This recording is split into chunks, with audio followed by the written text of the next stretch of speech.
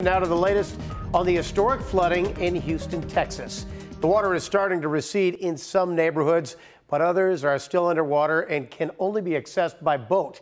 Today, the mayor of Houston warned that even though the rain has stopped, some areas could continue to see flood levels climb for the next 2 weeks. 2 on your sides, Michael Wooten is in Houston helping our sister station, KHOU. He has an update on conditions for us tonight.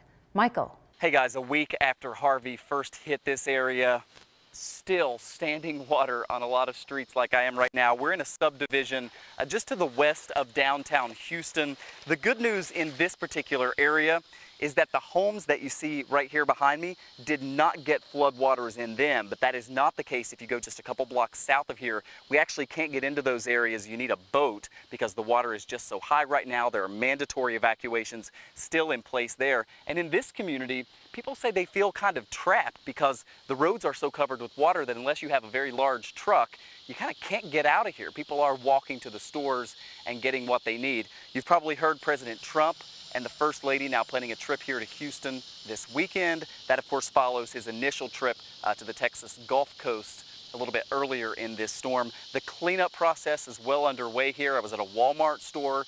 It was pretty well stocked except for bleach, almost completely sold out. It is going to be a long cleanup here, but they are now scheduling the return of schools. Eventually, they're talking about the long-term plan here, just as some evacuations are still happening. We'll continue to keep you updated as we cover this storm down here in Houston. In a suburb just to the west of Houston, I'm Michael Wooten, Channel 2 News.